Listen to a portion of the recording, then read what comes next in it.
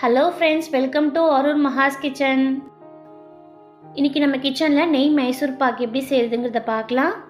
1 cup கடலை மாவு, 1 cup சர்க்கரை, 1½ கப் நெய். நீங்கள் எந்த கப்பில் மெஷர்மெண்ட் எடுக்கிறீங்களோ அதே கப்பில் தான் எல்லாமே மெஷர்மெண்ட் எடுக்கணும். நம்ம எடுத்து வச்சுருக்க நெய்யில் 1 டேபிள் ஸ்பூன் நெய் சேர்த்துக்கலாம். நெய் லேசாக சூடாகணும். சூடானதுக்கப்புறமா கடலை மாவை சேர்த்து வறுத்துக்கலாம். கடலை மாவு சேர்த்து நல்லா வறுத்துக்கோங்க.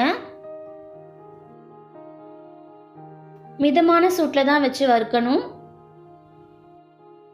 கடலை மாவு 2 நிமிஷம் வறுத்ததுக்கு அப்புறமா லேசாக நிறம் மாறும். நம்ம வறுக்கிற வாசமும் நல்லா வரும். அந்த ஸ்டேஜில் கேஸ் ஆஃப் பண்ணிடலாம். கடலை மாவு சூடு ஆறினதுக்கு அப்புறமா சலிச்சு எடுத்துக்கோங்க.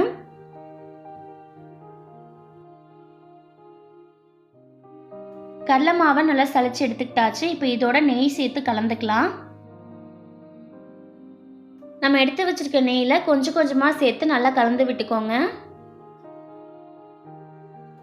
1/2 கப் நெய் தேவைப்படும்.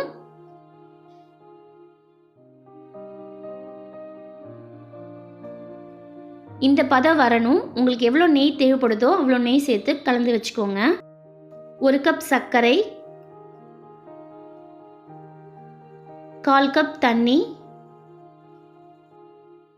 சர்க்கரை பாகு நல்லா கரைஞ்சி ஒரு கம்பி பதம் வரணும். அது வரைக்கும் கலந்து விட்டுட்டே இருங்க கைவிடாமல்.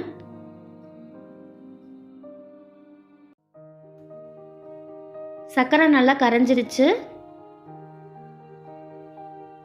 ஒரு கம்பி பதம் வந்திருக்கு பாருங்க. இந்த பதம் வரணும். பாகு வந்ததுக்கு அப்புறமா மிதமான சூட்டில் வச்சுக்கோங்க. இப்போ நம்ம கடலை மாவு சேர்த்து கலந்து விட்டுக்கலாம்.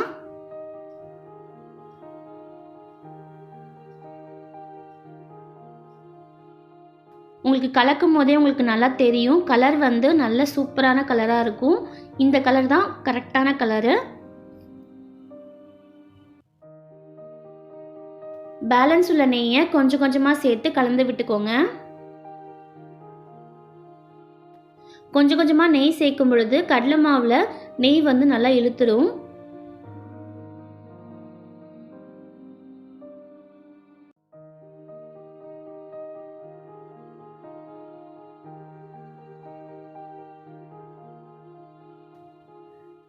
கடலை மாவு வந்து நெய்யெல்லாம் நல்லா இழுத்துருச்சு பாருங்க. இதே மாதிரி நம்ம கொஞ்சம் கொஞ்சமாக நெய் சேர்த்து நல்லா கலந்து விட்டுக்கலாம். நெய் மைசூர் பாக்குக்கு நெய் வந்து கொஞ்சம் அதிகமாக தான் தேவைப்படும். அப்போ தான் உங்களுக்கு மைசூர் பாக்கு நல்லா சாஃப்டாக இருக்கும். கடையில் வாங்குற மாதிரியே சூப்பராக இருக்கும்.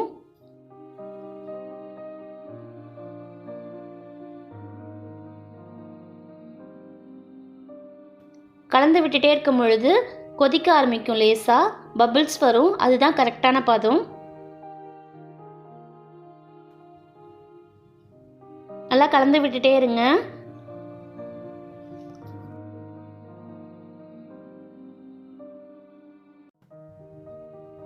கடைசியாக உள்ள நெய்யும் சேர்த்து கலந்து விட்டுக்கலாம்.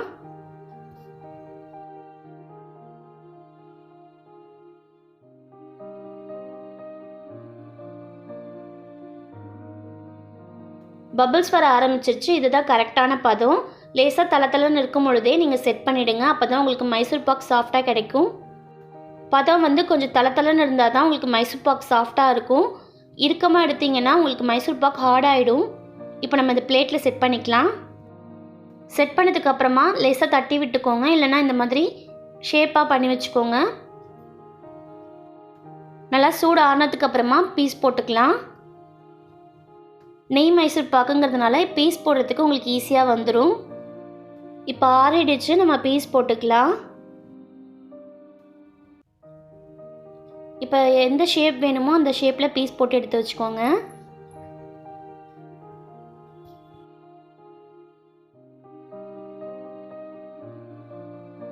சூப்பராக நம்ம நெய் மைசூர் பாக் ரெடி ஆகிடுச்சு. கண்டிப்பாக எல்லோரும் வீட்டில் செஞ்சு பார்த்துட்டு எப்படி இருக்குன்னு கமெண்ட்டில் சொல்லுங்கள். சீக்கிரமாக இன்னொரு ரெசிபியோட உங்கள் எல்லோரையும் மீட் பண்ணுறேன். இந்த ரெசிபி உங்களுக்கு பிடிச்சிருந்தால் லைக் பண்ணுங்கள், ஷேர் பண்ணுங்கள், கமெண்ட் பண்ணுங்கள்.